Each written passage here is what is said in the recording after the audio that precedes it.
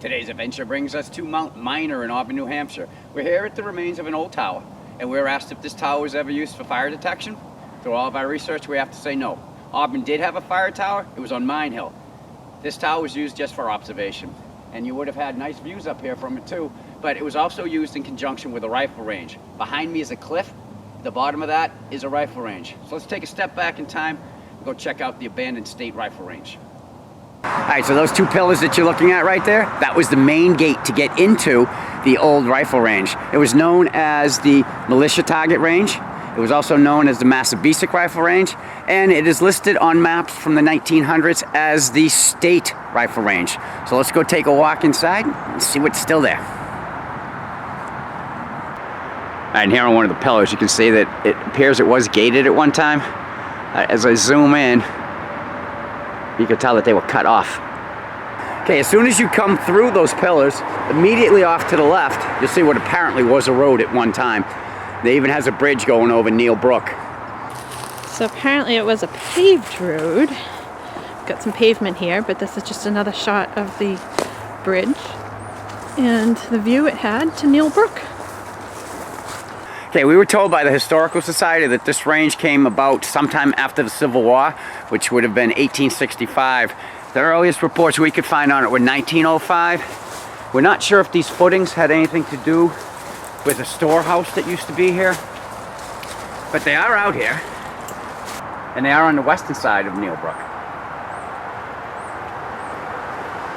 Back on the east side of the Neal Brook, where the original road going into the range used to be.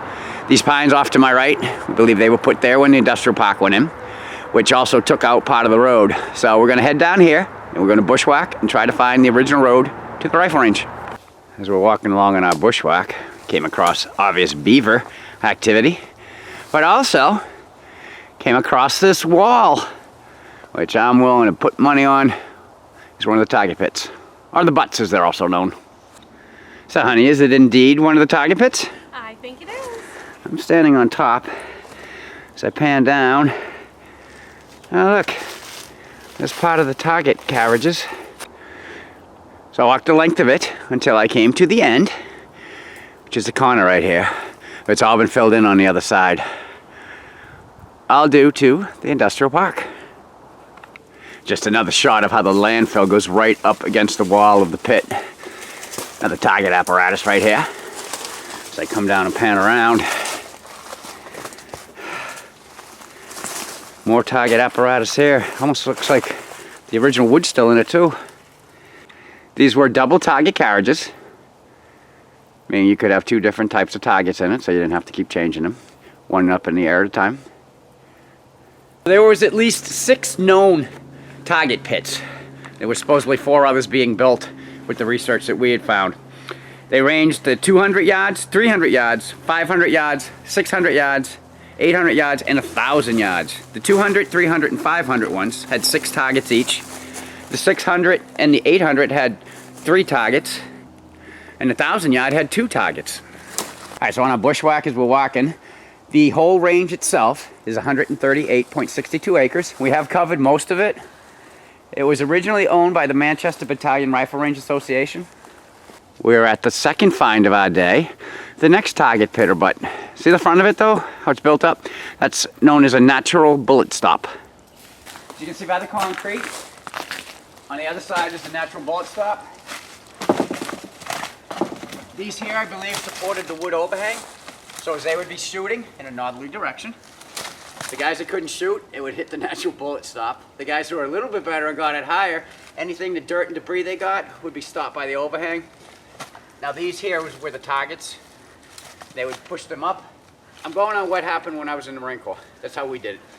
Target would be up, you'd be looking up, waiting for the sound of a bullet going through. You pull it down, look for it, put a marker in, throw it back up. And like I said, these were double carriages, so you would have 2 different types of targets on them.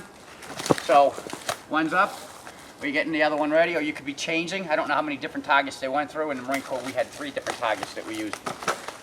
This one here appeared to have storage room. It's like there used to be a wall that went over to that side. It had a solid structure. I don't know what they stored in here, but apparently it was some sort of oily substance that's still secreting. throughout the whole thing.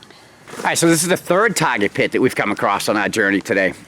United States actually bought this from the Manchester Battalion Rifle Range. Not just this one, but the whole area. In 1911 for $5,500. So that our soldiers from World War I, World War II, the Army National Guard, and the New Hampshire Militia had a place to hone in on their skills. And down below us, you can see where the target mounts were.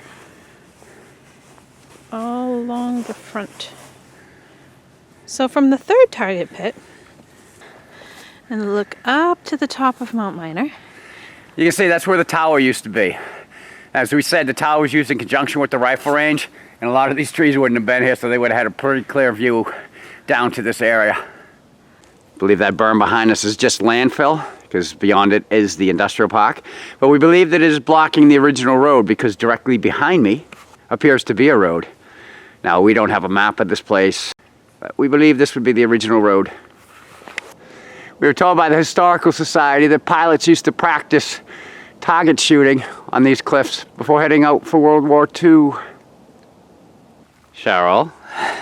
Bang, bang, bang. Yeah, nice stick rifle. Anyway, we've come across this other berm. Completely different from the rest, so I'm not sure what this was, if it was a target pit or not. As you can see, this is made out of boulders and cement. Unless this was one of the really early ones. The ones that we've seen are newer. Just another shot of it from this side. All the target pits ran from east to west, and there was a common firing line. Target pit or old golf range? That's good, you should have said it louder. Target pit or old golf range? Back in November 1914, a child got onto the range, and the rangekeeper was out here practicing and accidentally killed him. There is a fence around the whole area now that was originally placed to keep the public out to stop such accidents from happening again. All right, we've come up to another target pit. This would be the fifth one that we were able to find today. As you can imagine, this whole area was littered with bullets and shell casings and petroleum. There was asbestos all over the place. Auburn actually bought it back from the United States in 1968 for $20,000. All right, so there was communication between the firing line and the butts. As you can see, this clamp right here, I'm assuming, I don't know for sure, but it was probably holding conduit, which had the telephone line in it. I know back in the Marine Corps, they used to communicate with the butts all the time. Somebody would shoot and the Marines wouldn't hear the shot go through the target, and so they'd call down, hey, pull that target down, look for a shot hole. I imagine it must have been quite a noisy place here in its day. Yes, dear, what are you doing? Target practicing. I missed. Oops. Alright, so that's the story of the State Rifle Range as it was told to us and as we researched it. In 2000, the land was cleaned up. Auburn was able to sell it for $1 million. Hence, it's now the Wellington Business Park. We're going to go back up top again. There's one more viewpoint we want to show you. So come on. Off there in the distance is the two Uncanunic Mountains from the tower site. And what we also learned while we were up here is it has a great view of the sunset. Key the sunset.